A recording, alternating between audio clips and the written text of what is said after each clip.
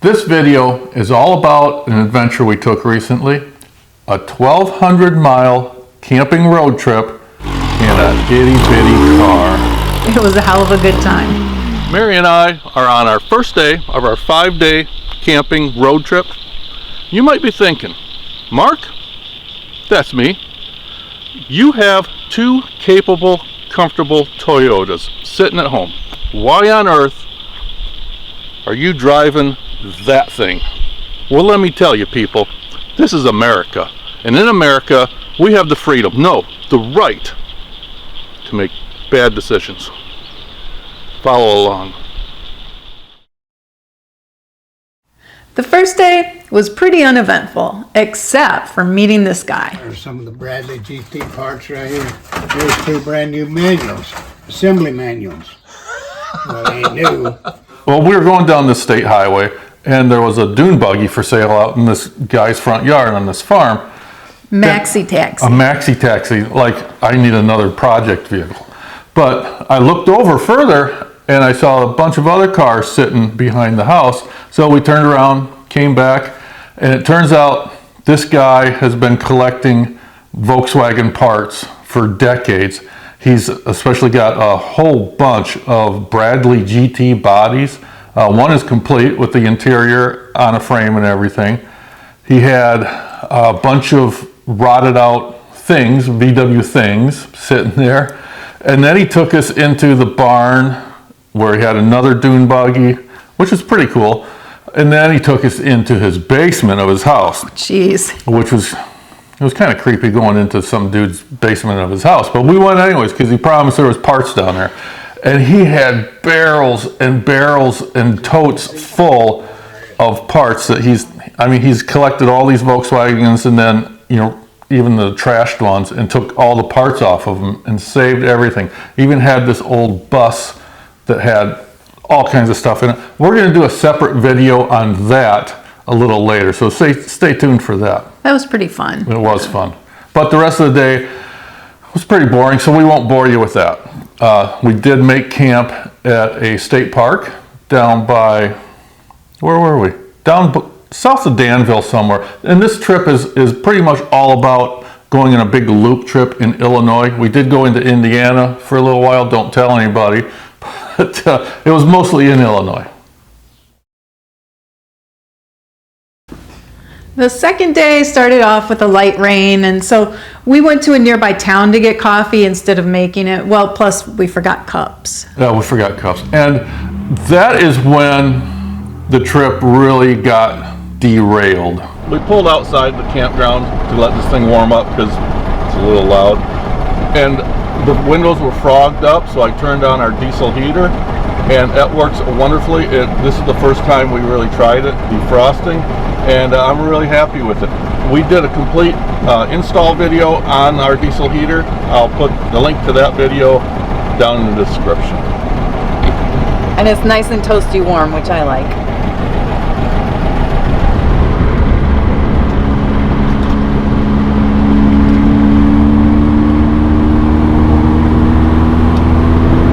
We got coffee. Got my coffee. And some really crappy donuts, but it'll get us started. Get you started.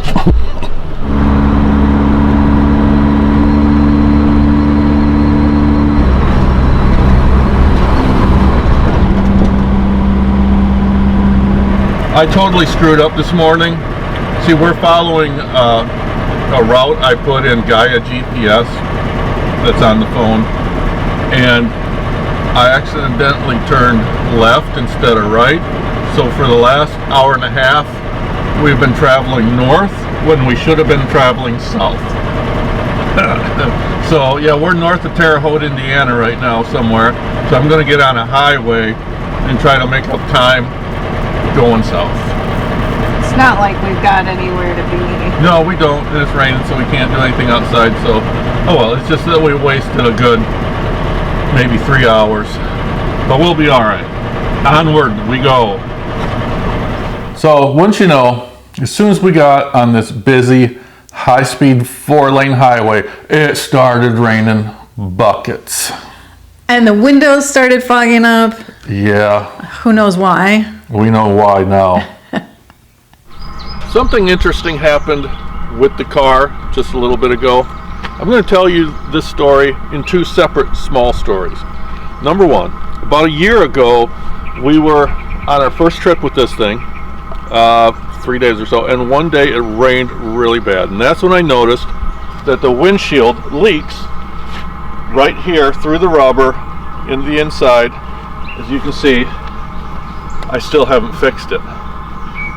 And second story is from today, driving down this busy 4-lane highway, pouring down rain. All of a sudden my defroster stopped working over here and the windshield immediately frosted up or fogged up, and we had to get out the old-fashioned defroster, a paper towel, and use it. I found a gas station, pulled in underneath the canopy, opened up the front. I didn't know what was going on because the other side defroster worked fine. So these are our defroster tubes, the top ones here, and I felt this one going to Mary's side, and that was hot, and my side was ice cold. So I took off this end to make sure that there's air coming through, and I poured out. This tube was filled with water. Now, can you tell me how these two stories are related? Let me know down in the comments if you figured it out. Then we were driving down these remote gravel roads along the Wabash River, and we found this. Look what we just found out in the middle of nowhere. This is awesome. Sculptures it was and weird, and it was out in the middle. There's a fly. It was out in the middle of nowhere. I thought it was pretty cool. It was very cool. The lion's mane had rubber, like old inner tubes or something for the mane. Yeah, it was unique. It was Cool. some guy's vision and art, and yeah, we hung out there and looked around for a little while, and then got back on some roads.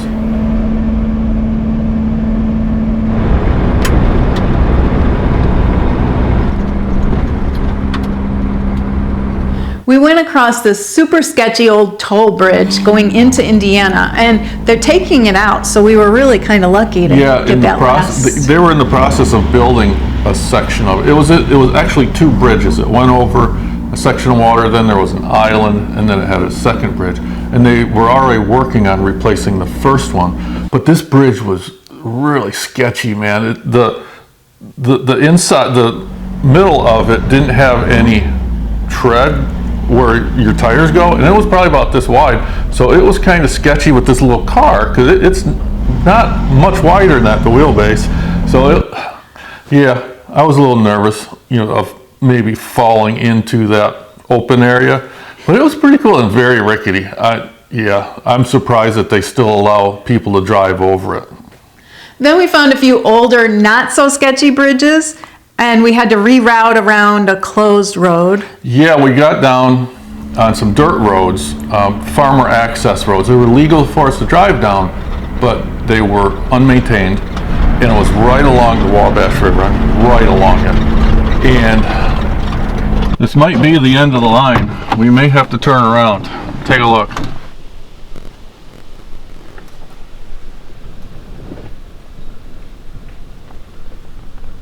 There was way too much. We came across one log. We thought, oh, maybe we can move that. But I got out, looked forward more down the road, and it was like that for a long ways. As far as I could see, there was logs across the road. So, well, that kind of sucked. I was looking forward to going down that road. But now we have to find an alternative route on our map.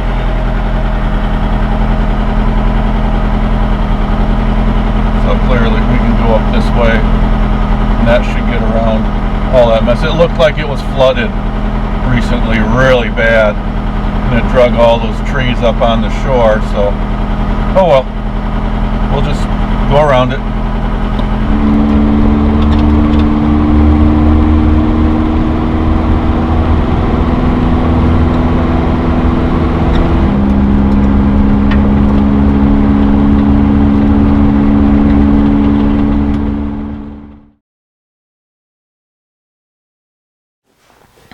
On the third day, things got more exciting. I had heard a rumor of this old abandoned mine on the east side of the Shawnee National Forest. And we went looking for it, and there's no signage at all. In fact, it's barely, we found it. We found a trail to it. And if you weren't looking for it, you would never see it. Anyways, we went back in there, and yeah, that was pretty awesome.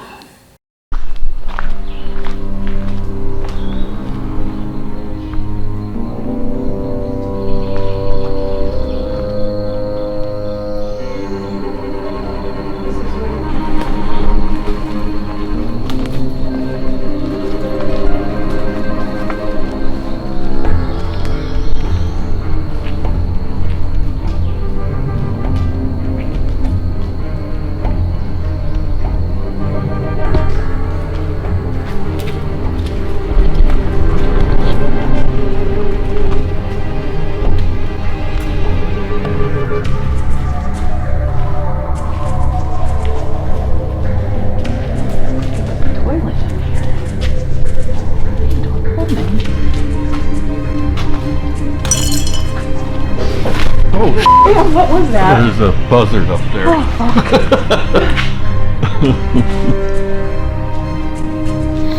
it smells bad. Okay, let's get out of here. Yep, there's babies. There's baby buzzards in there. Let's get the hell out of here. Baby buzzards. Yeah, didn't you see them? I saw furry things and it scared the out of me. Yeah. Oh shit, something's living in there too. Something just moved. Oh, there she goes.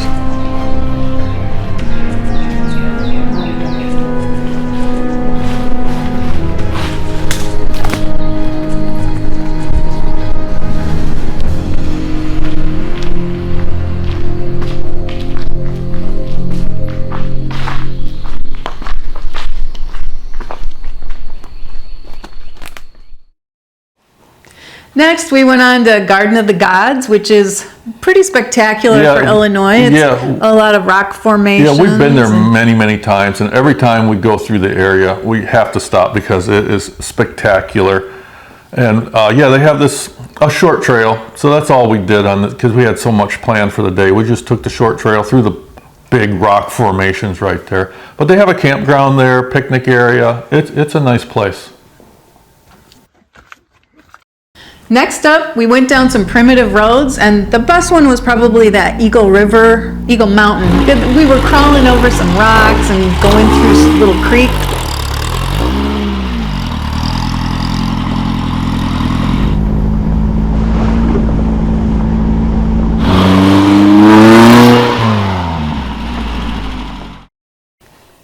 Okay, you won't believe this is in Illinois. We hiked into this heron pond. It's the northernmost cypress swamp in The U.S. the U.S. Yeah.